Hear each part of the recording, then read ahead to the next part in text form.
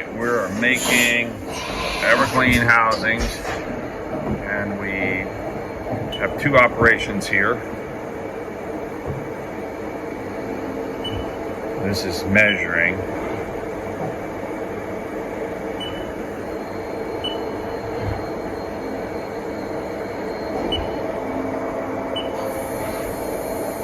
What we're doing is measuring the outside. Boy, I need some new glass, don't I?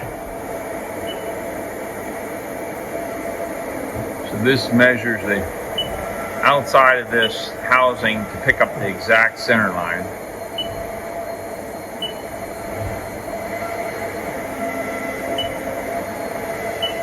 Probe.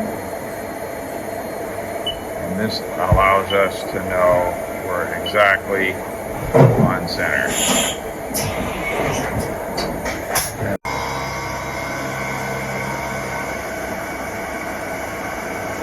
Facing the top of this. Then we're going to change tools. And this will do the outside of that housing. So this one is a little bit smaller. Like I said, they vary in size because they're sand cast. But what we want to do is we want to get them outside of them uniform, so they all look the same and bolt up the same.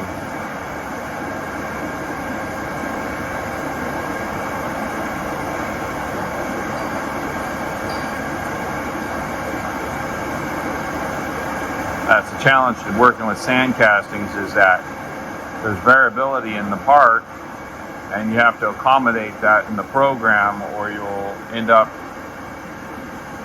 jamming a cutter into a part really hard, either breaking the cutter off or damaging the part.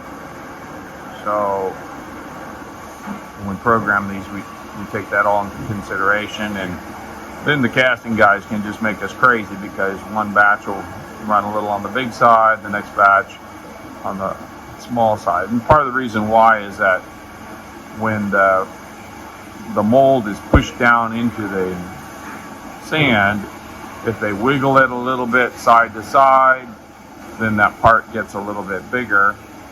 If the guy's really skilled, then the part comes out and it's very much to size. So now we're starting to make a little contact here.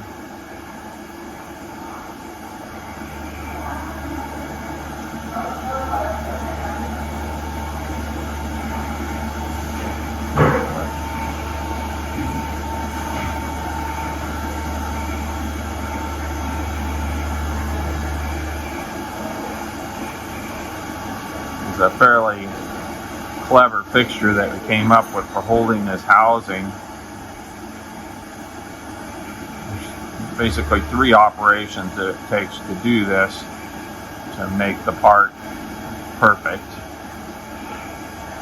And we make a lot of these, so we had to have good fixtures.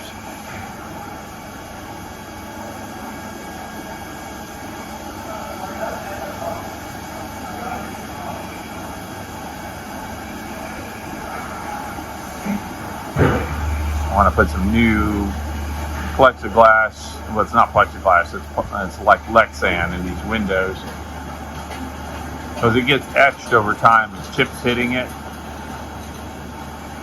And you put in new, then it's really nice. This is at the, it's all hazed up because it's been hit by chips so many times. So this is just about to the end of its life, because you can see it's a little hard to see through it.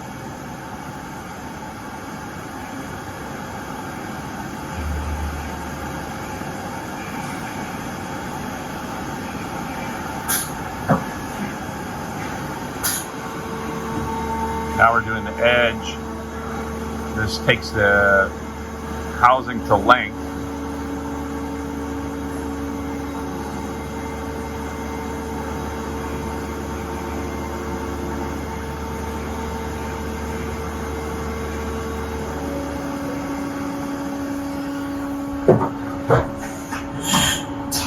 We have to do tool change with the part over. because those housings are pretty tall. If you did a tool change right over it, your tool would hit the housing, snap off. And we're coming in with a ball end mill and just finishing that bottom edge around the housing a little bit.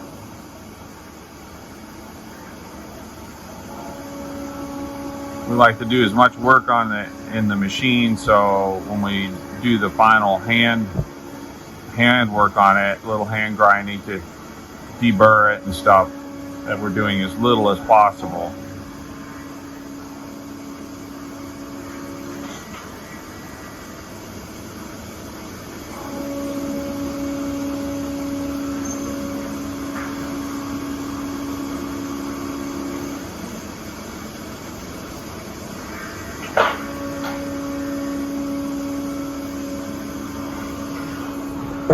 There's that tool.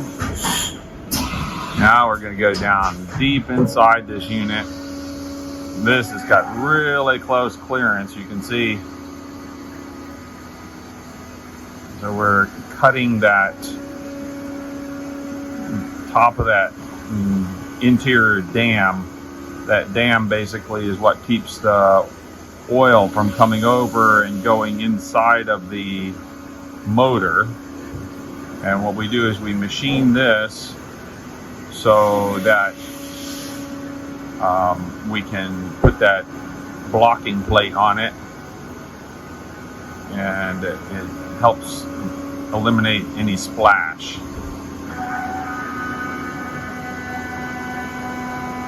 The tool's really long, so it makes a little noise on this part.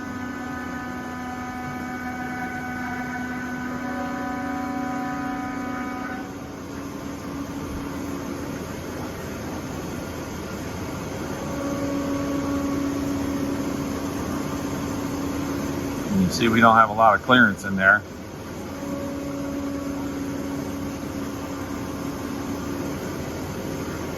It's pretty simple to do that. Now we're going to mark some holes down inside.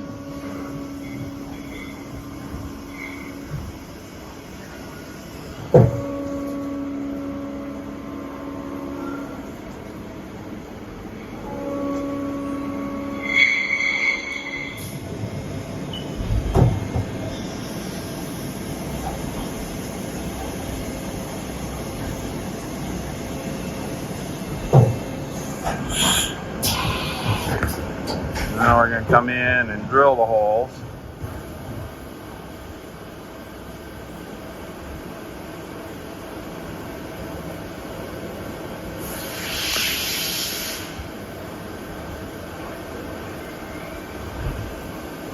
Fairly tiny little screw that goes down in there. So it's a little drill bit. We have to peck it a good bit.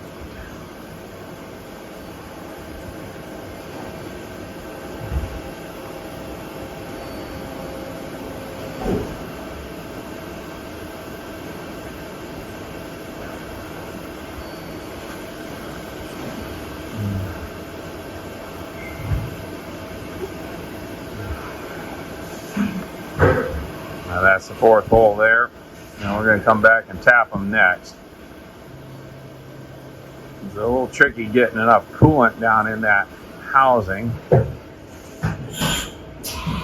we made these special little tools here for that. Definitely on this one, you don't want to have a tap break off in your hole, because you screw up your whole housing.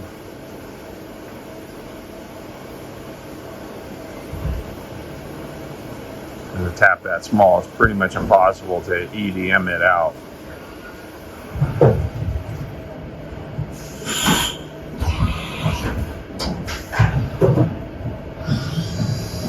Now we're going to mill that surface on the inside of the housing. This is where the inner lid sits in, the outer lid sits in.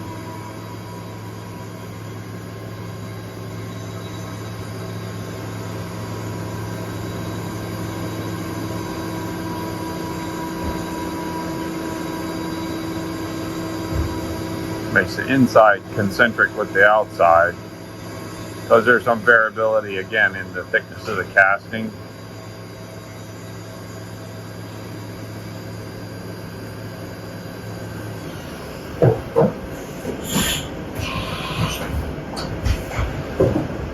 We're going to chamfer it now. Just takes the sharp edge off of it.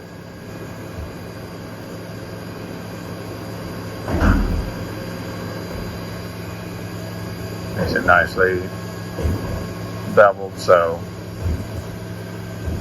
we can just straight away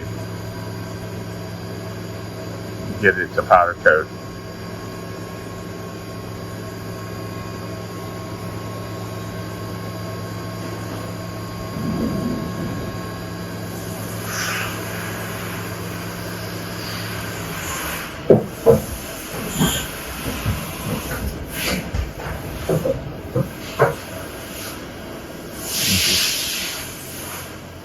Putting the spot drills for the 4 holes that mount the unit to the saw.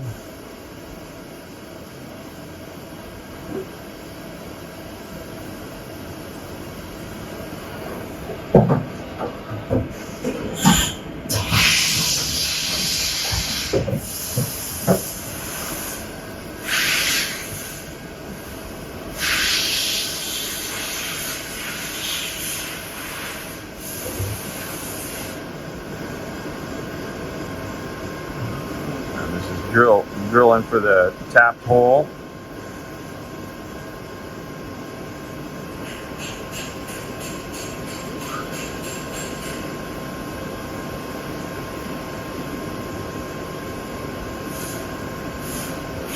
We'll come in and tap the hole here.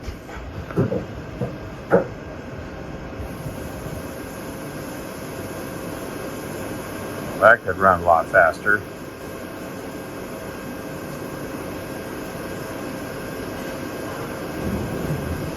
Yeah, it's running really slow. I have to talk to my guys about that. The nice thing about working cast aluminum is that it's very, very easy to work with in most ways.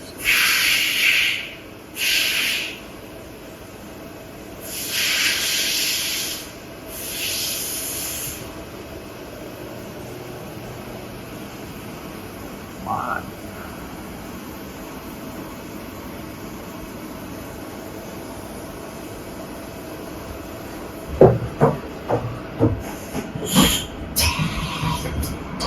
Now we're going to mill the O-ring grooves and crank the spindle up for this.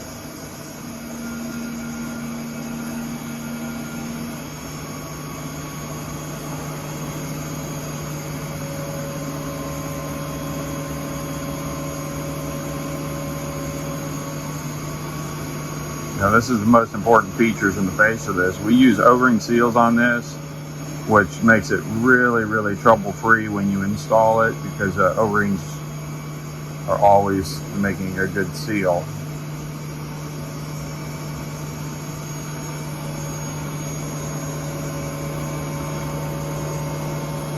I've started doing more with these, like I did an 18 arbor cover with O-ring seals on it, and I think what we're going to see is that they're a lot easier to service, and the net it will be a nicer setup than that goopy old style felt gasket, which works, but it's less easy to install. Like, you have to pull the arbor shaft completely out because the felt gasket goes. The arbor shaft goes through the felt gasket, where the O-ring just can make an arc up over. Yeah, these little end mills, you can only go so fast with them where you'll break the end mill. So this is probably the most time-consuming part of milling this. That's the big O-ring groove, and now we're going to put in the little O-ring groove. So that tool is really tiny little tool. 3mm end mill. And we crank it up to, let's see, we're running 9,000 RPM.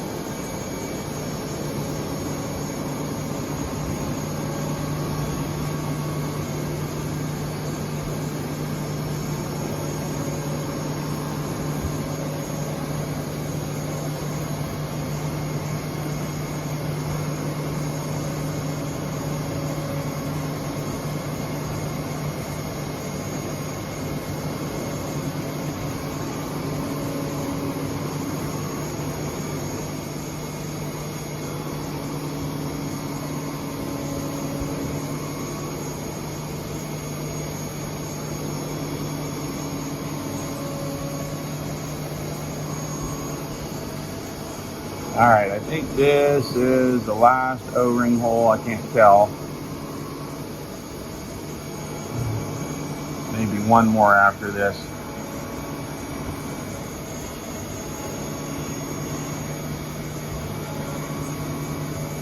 We made this fixture so we can change it from, yeah, this is the last one.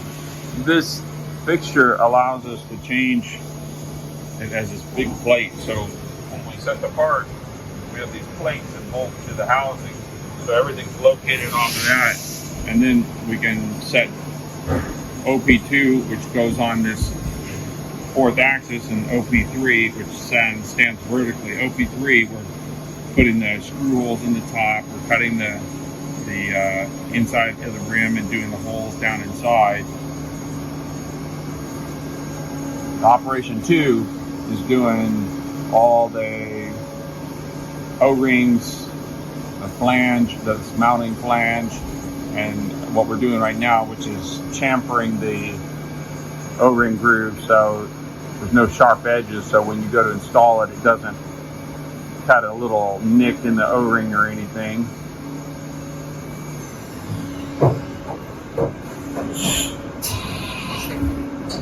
Oh, I was ahead. This is the chamfer operation right here. We're going to chamfer the outside.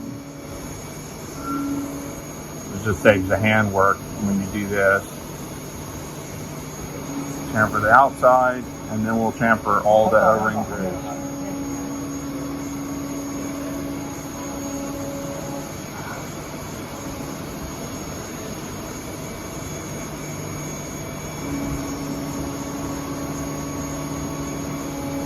You got to chamfer the inside and the outside of each groove.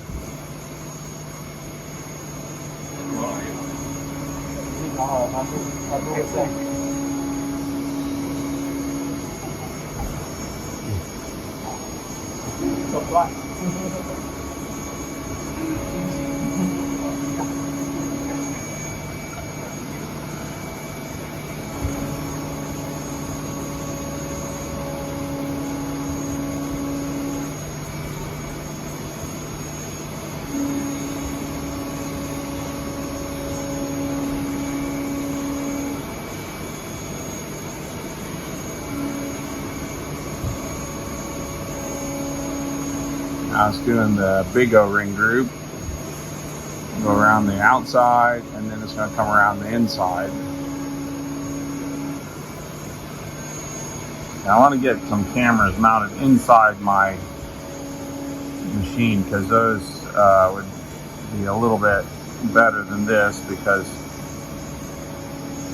this one, this window gets all hazy from the chips hitting it. Now we got a spot drill, so we're going to rotate this. So you notice the housing is rotated. We're putting the 4 screw holes that mount the control box on. And this is really important, because if you tried to do these by hand, you'd never get them right. And then there's a vent hole. Well, this is actually the hole for the tightening the bolts on the back of that. There's the two top mounting holes. Now we're gonna tap drill. So we tap drill everything. So this is the housing. These holes go all the way through.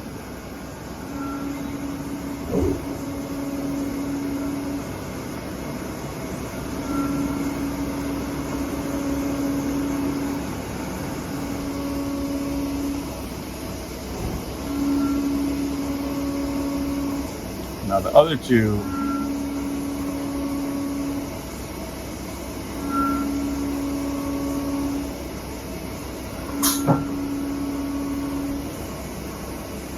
we love our 4th axis because we can do kind of tricky parts and eliminate operations if we do the right kind of fixturing.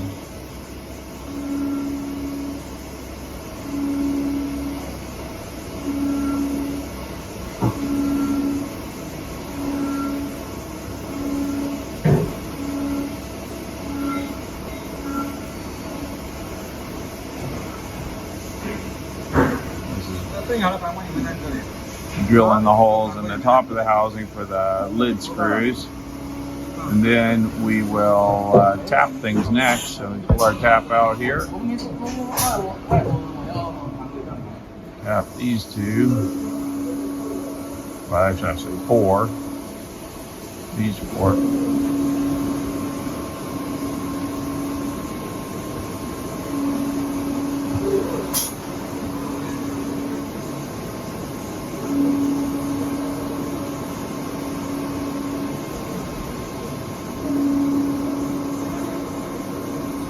After we're done tapping, we have one more hole that drills through to the back edge.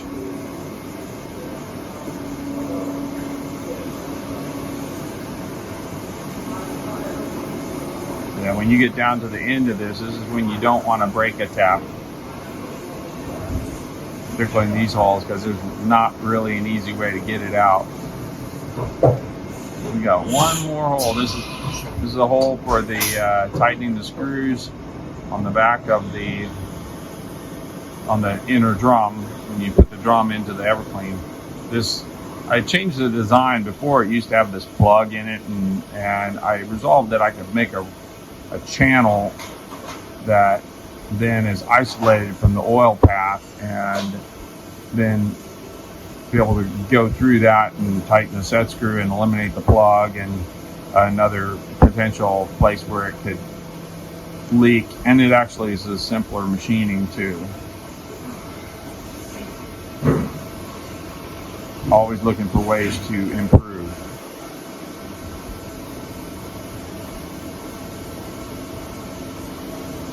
It's a pretty deep hole here. This is the last thing that gets done to this.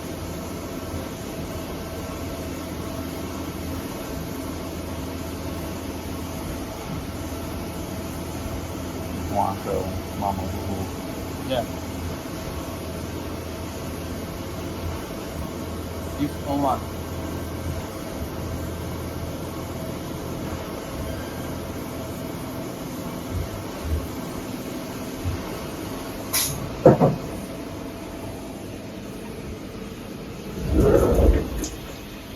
And there we have it.